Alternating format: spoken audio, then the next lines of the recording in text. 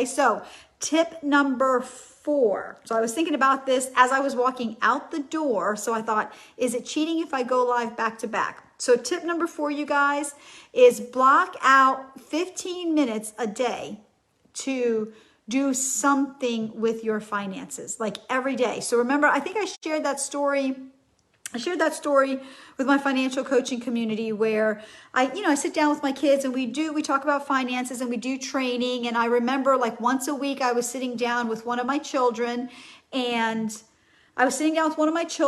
we were going through, reconciling her ledger, and she would be stressed out.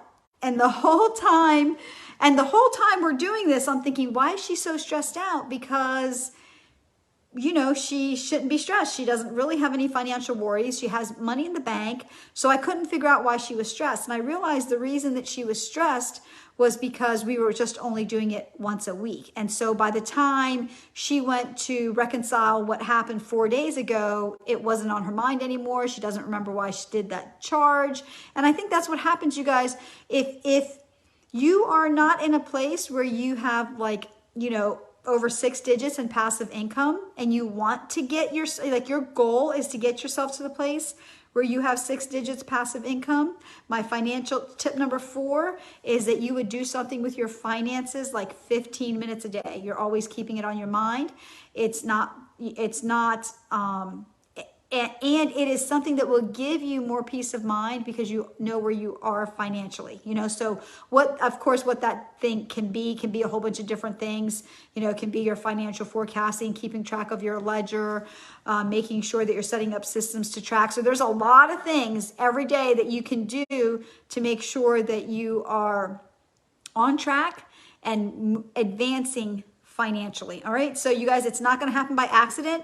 You are not going to get to 6 digits passive income by accident unless you really just become proactive in your finances and decide that you're going to be the person who masters your finances, right? So that's what my last live was, right? It's like, you're the one who's meant to master your finances.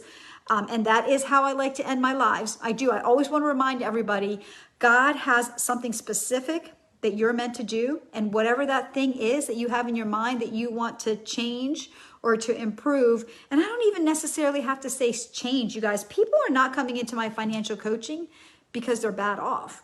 One lady, she's gonna move from having a net worth of $500,000 to $1 million. So it isn't, people aren't taking financial coaching because they're bad off.